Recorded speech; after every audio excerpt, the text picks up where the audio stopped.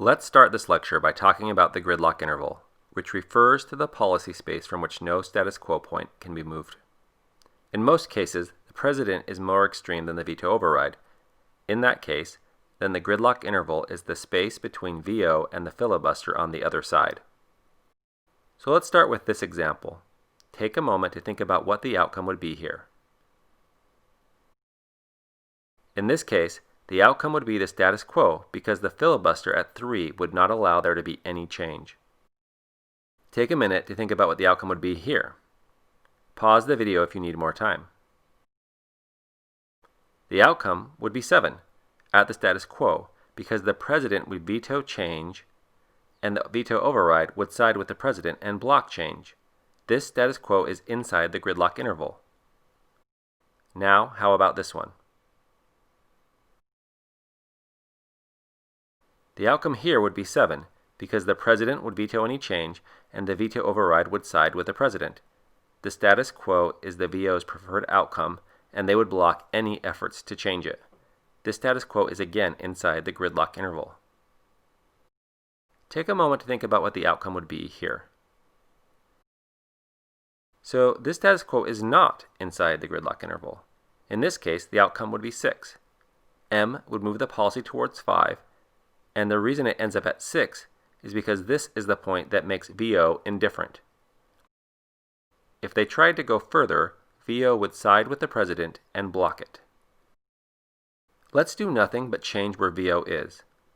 What would happen now? In this case, we end up at 8 again, because the status quo is now in the gridlock interval. What is the range of the gridlock interval here? The gridlock interval goes from 4 to 8. Let's see if you understand the model by flipping the question. What if we observe this outcome? What are the possible status quo points that would have led to this outcome? Note, there are 2 possible answers. Go ahead and stop the video until you're ready to find out the answer.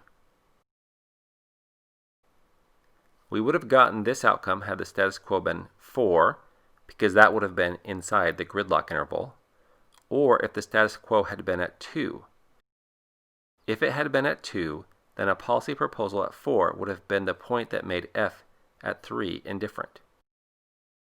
The pivotal politics model can be used to provide insights into how politics works. One example is the so-called honeymoon period. One empirical observation is that at the start of a new president's term, a lot of new legislation is passed. One explanation for this pattern is that the president and the members of Congress are in a honeymoon period where they like to work together. That doesn't really fit with how I think elected officials work. An alternative possibility is that even people who aren't necessarily buddies might work together when they have common interests. And during a new administration, some of the existing status quo policies will be out of step with everyone's preferences because the previous president was blocking change in those areas. The main point is that the status quo policies don't generally rain down from heaven. They come from the previous administration. To illustrate this, imagine that there is a new election that doesn't affect the membership of Congress, but does cause a flip in the presidency from one party to the other. During the time of the first administration, any status quo points that were outside of the gridlock interval would be changed so they were inside of the gridlock interval. These outcomes then become the status quo points for the second administration. There are a range of policies that the previous administration and their allies in Congress had blocked from being changed. The new Congress and the president would pass a lot of policies not because they are on a honeymoon, but because there are a set of policies that they all agree should be changed. This may also explain why Bush and Obama vetoed so few bills. When Bush came to office, he was taking over from a Clinton administration that was more liberal. All of the changes that Congress wanted to make involved moving bills towards the president's preferred outcome. Bush had no reason to veto any bills. Then in 2006, the Democrats won a wave election that moved the pivotal players inside of Congress to the left. Congress passed several bills that tried to move the policy to the left, and this is when we saw Bush finally veto some bills. And when Obama takes over from Bush, he doesn't veto bills because the things that actually make it through Congress are the things he also wants to change. Let's use the pivotal politics model to talk about a specific policy outcome. The Affordable Care Act was one of the major policy changes during the Obama administration. One of the significant things that happened was that for a few months, Democrats held 60 seats in the Senate. The Democrats had only won 59 seats in the election, but then Arlen Specter switched parties to give them a 60-person majority. Then, in a surprise victory, Scott Brown won a special election in Massachusetts, moving the number of Democratic seats down to 59. 60 is a significant number because if everyone voted together, 60 would provide a filibuster-proof supermajority. With that background, we can now think about the timeline for the ACA. First, under the Bush administration, we had a setup like this, where further to the right indicates more conservative.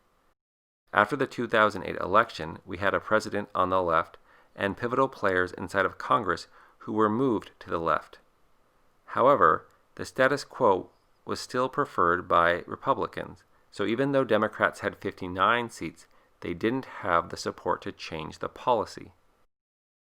When Specter switches parties and is thus catering to a different primary electorate, the filibuster moves to the left. This is when they pass the ACA, moving it in the liberal direction. However, at this time, there were different versions that passed the House and the Senate.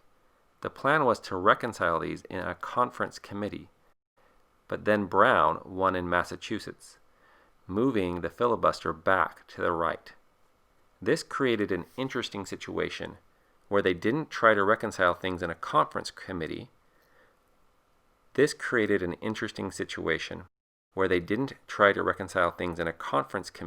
Because they didn't think that they could pass it in the Senate.